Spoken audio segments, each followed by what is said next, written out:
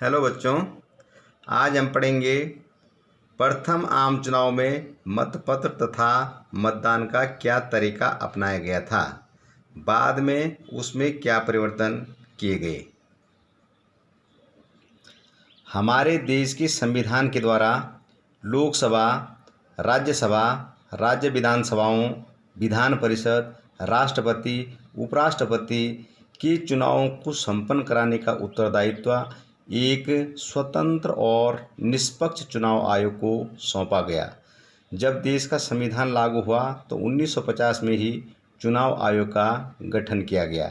यह जो चुनाव आयोग होता है त्रिसदस्यीय है। इसमें 3 सदस्य हैं, एक मुख्य चुनाव आयुक्त तथा 2 अन्य। सुकुमार सेन हमारे देश के प्रथम मुख्य चुनाव आयुक्त थे और वर्तमान में सुनील अरोड़ा हमारे देश के मुख्य चुनाव आयुक्त हैं। हमारे देश में प्रथम और द्वितीय जो आम चुनाव संपन्न हुए तो उसमें मतदान और मतपत्र किस प्रकार से होता था, तो इन शीर्षकों के आधार पर हम जान सकते हैं कि मतपत्र और मतदान का क्या तरीका अपनाया गया था। तो नंबर 1, मतदान क्षेत्र में जितने उम्मीदवार थे प्रत्येक मतदान केंद्र पर उतनी संख्या में मतपेटियां रखी जाती थी।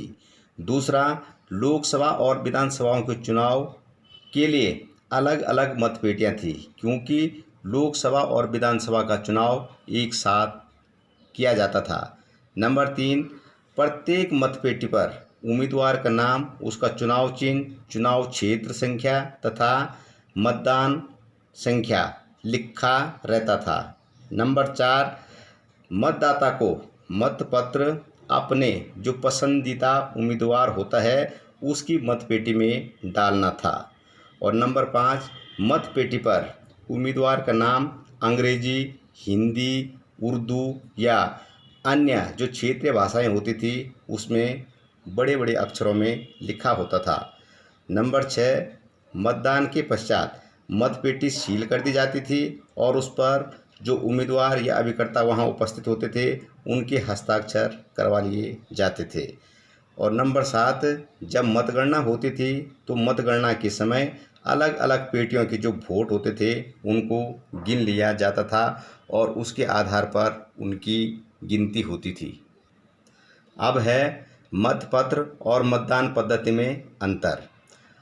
लगभग 10 वर्षों के पश्चात ऐसा अनुभव किया जाने लगा कि हमारे देश की जनसंख्या अब कुछ साक्षर हो गई है, तो इसमें फिर अब संशोधन या परिवर्तन किया गया।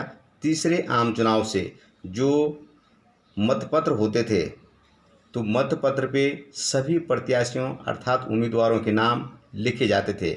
लोकसभा और विधानसभा का चुनाव एक साथ होने के कारण अलग अलग विधानसभा तथा लोकसभा की अलग अलग मतपेटियां होती थी और जो मतपत्र होते थे वो भी विधानसभा के लिए अलग और लोकसभा के लिए अलग होते थे।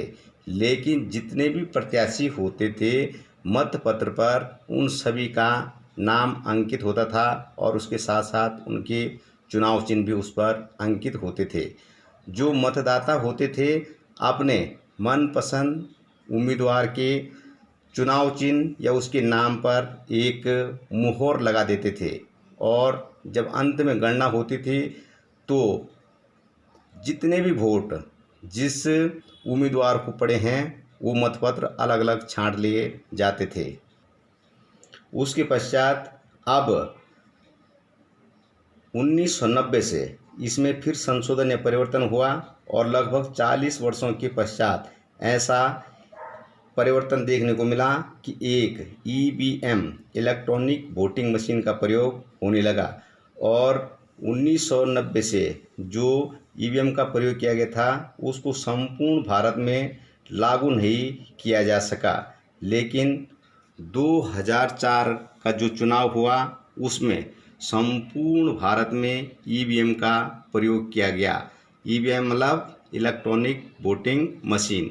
तो यह EVM भी उसी मतपत्र के समान होती थी कि जैसे ये क्रम संख्या, ये उम्मीदवार का नाम, ये उनके चुनाव चिन्ह। जैसे ये हाथ का निशान, ये कमल का फूल, जैसे यहाँ पे हाथी का निशान, साइकिल का निशान, कुर्सी का निशान, ये जितने भी उम्मीदवार होते थे उनके नाम और उनके चुनाव चिन्ह इसमें अंकित होते हैं। और अब इसमें फिर और संशोधन किया गया, एक और अन्य नाम होता है नोटा, नन फॉर अबव, अर्थात जो ऊपर दिए गए हैं इनमें से कोई नहीं। अगर हमें इन उम्मीदवारों में से कोई भी पसंद नहीं है तो हम नोटा का बटन दबा सकते हैं। तो ये है मतपत्र या ईवीएम का एक प्रकार से नमूना है। तो जो मतदाता होते हैं उनको एक मुहर दी जाती थी, उसमें इस प्रकार का एक साइन बना होता है और जो मुहर होती है इस प्रकार से इस लाइन में कहीं पर भी अगर ये मुहर लग जाती है तो यह वोट इसकी गिनती में आ जाता है। चाहे चुनाव निशान पे लगे, चाहे नाम पे लगे या खाली स्थान पे लगे, इस लाइन पर कहीं भी इस प्रकार का जो चिन्ह लगता है, मुहर लगती है, वह वोट इस कैंडिडेट के खाते में जुड़ती है।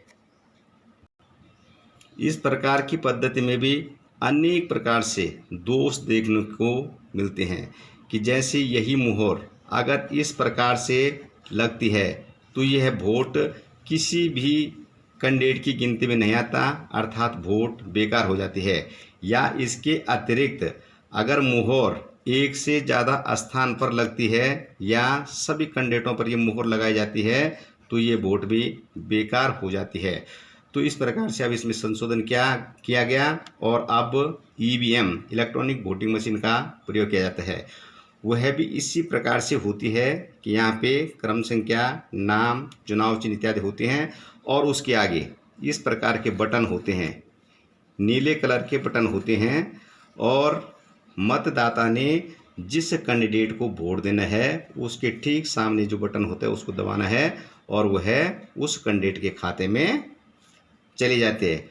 तो इस प्रकार से इसमें सुविधा होती है और जल्दी से, सरलता से वोटों की गिनती भी होती है और किसी भी व्यक्ति का कोई भी वोट बेकार नहीं जाता है। इसके साथ साथ यदि मतदाता को इनमें से कोई भी उम्मीदवार सही नहीं लगता तो वह नोटा का बटन दबा सकता है, अर्थात नन फॉर अबव, ऊपर जितने भी हैं उनमें से कोई भी ठीक नहीं है। तो इस प्रकार से अब ईवीएम के द्वारा हमारे देश में चुनाव करवाए जाते हैं।